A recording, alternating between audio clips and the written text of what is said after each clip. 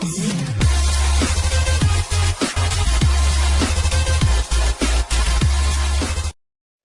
चलिए आज का सेशन स्टार्ट करते हैं। आज का सेशन बहुत ही इम्पोर्टेंट होने जा रहा है, क्योंकि आपका इस वीडियो से एग्ज़ाम में 5 नंबर का आएगा, कन्फर्म आएगा। 100% है कि आपको एग्ज़ाम में इस वीडियो से 5 नंबर आपका पूछा जाएगा। क्योंकि आज हम लोग हैं लेखक और उनके जो उनके द्वारा जो लिखा गया चैप्टर है उनको हम लोग याद करने जा रहे हैं। ऑथर्स नेम हम लोग आज याद करने जा रहे हैं। तो चलिए ट्रिक के माध्यम से आपको हम बताते हैं। तो सबसे पहला चैप्टर है इंडियन सिविलाइजेशन एंड कल्चर, जिनके राइटर का नाम है Mahatma Gandhi. Indian civilisation and culture, जो लेखक है महात्मा गांधी। इसको कैसे याद करेंगे? बहुत ही आसान तरीका है। देखिए, सिविलाइजेशन का अर्थ होता है सभ्यता और कल्चर का अर्थ होता है संस्कृति। तो सभ्यता और संस्कृति की बात कौन करते हैं? तो महात्मा गांधी जी बात करते हैं। संस्कृति और सभ्यता की बात कौन करते हैं? तो महात्मा गांधी जी बात करते हैं। दूसरा चैप्टर है Bharat is my home. Bharat is my home, इनके लेखक का नाम है डॉक्टर जाकिर हुसैन। तो इसको कैसे याद रखेंगे? तो देखिए, भारत इज माई होम का अर्थ होता है कि भारत मेरा घर है। तो एक ऐसे व्यक्ति हैं जिन्होंने कहा है कि भारत मेरा घर है, वो कौन है? डॉक्टर जाकिर हुसैन। तो याद रखिएगा कि डॉक्टर जाकिर हुसैन ने कहा है कि भारत मेरा घर है। तीसरा चैप्टर है बाबू, देखो, ए pinch of snuff. A pinch of snuff का अर्थ होता है कि एक चुटकी खैनी, एक चुटकी खैनी। और राइटर का नाम है मनोहर मालगोंकर। देखिए कैसे याद करेंगे? इसका अर्थ होता है, स्नफ का मतलब खैनी होता है, और खैनी आप ज़्यादातर जानते हो कि गांव में खाया जाता है। कहाँ खाया जाता है? गांव में।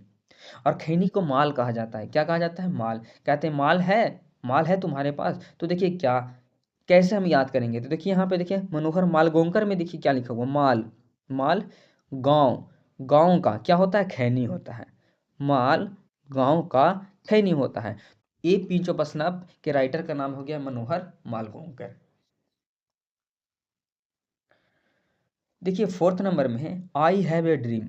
आई हैव ए ड्रीम का अर्थ होता है मेरा एक सपना है, जिनके राइटर का नाम है Martin Luther king junior. Martin Luther king junior. तो इसको किस प्रकार से याद करेंगे? तो देखिए बहुत ही आसान है कि इसका जो आई हैव ए ड्रीम है, इसका अर्थ होता है मेरा एक सपना है। तो क्या सपना है? देखिए, मारेंगे, लूटेंगे और राजा बन जाएंगे। क्या करेंगे? मारेंगे, लूटेंगे और राजा बन जाएंगे। तो आई हैव ड्रीम के लेखक का नाम हो गया Martin Luther king junior. Fifth number chapter है, इसका नाम है ideas that have helped Mankind. इसको कैसे याद करेंगे? इनके राइटर का नाम है बर्ट्रैंड रसल। इनको कैसे याद करेंगे? तो देखिए, आइडिया का अर्थ होता है विचार, विचार, और हेल्प का मतलब है सहायता करना, और मैनकाइंड का मतलब होता है मानव जाति। तो देखिए, एक ऐसा विचार जो मनुष्य यानी मानव जाति की सहायता करे। तो कैसे सहायता करेंगे? तो बांट के करेंगे, मिल बांट के खाएंगे, तो क्या होगा? सहायता होगा। तो देखिए बर्ट्रैंड को पढ़िएगा बाट। तो बाट से हम याद करेंगे कि वैसा विचार जो मानव जाति की सहायता करे, तो बांट के करेंगे। तो ideas that have help Mankind के लेखक का नाम हो गया बर्ट्रैंड रसल। चैप्टर नंबर देखिए 6 क्या है? 6 में है द आर्टिस्ट।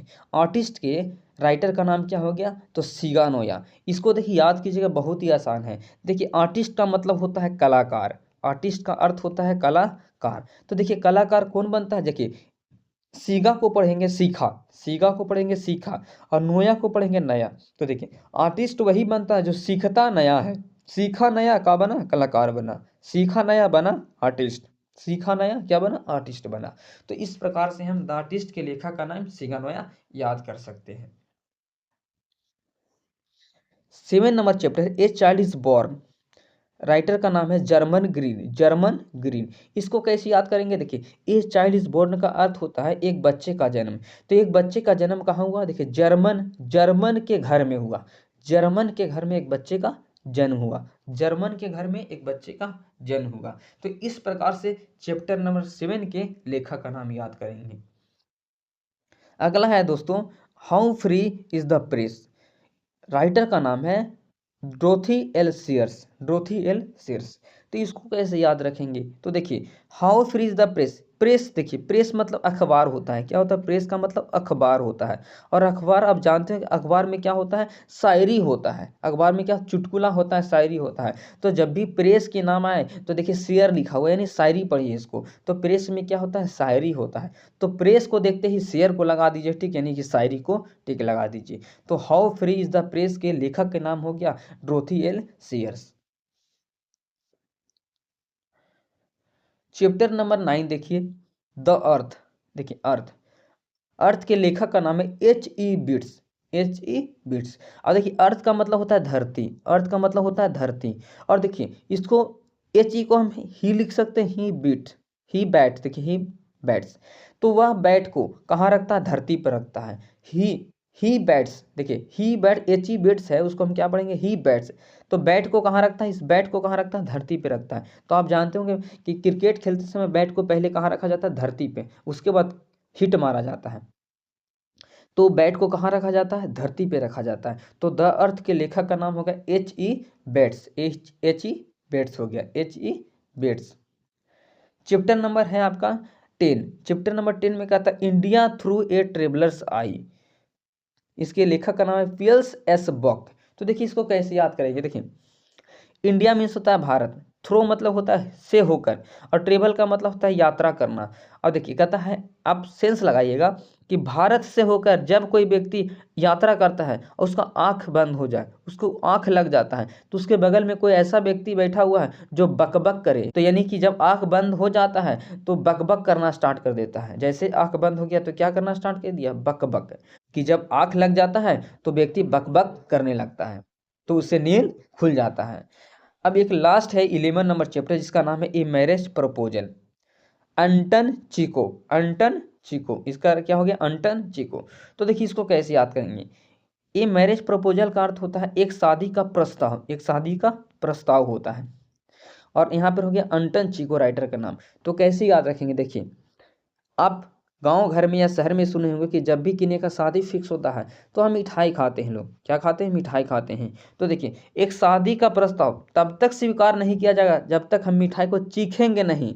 चीखब को क्या पढ़ेंगे? चीखना, चीखना। चीखब को क्या पढ़ेंगे? चीखना। तो जब तक शादी का प्रस्ताव स्वीकार नहीं किया जाएगा जब तक हम मिठाई को चीखेंगे नहीं। तो ये मैरिज प्रपोजल, अंटन चीखो। तो इस प्रकार से आप सारे राइटर और उनके चैप्टर का नाम याद कर सकते हैं। वीडियो आपको कैसा लगा कमेंट सेक्शन में अवश्य बताएं। तो मिलते हैं अगले वीडियो में। इसी तरह का वीडियो मैं एक पोएट्री सेक्शन का लेकर आ रहा हूं। तो मिलते हैं अगले वीडियो में, तब तक के लिए थैंक यू वेरी मच।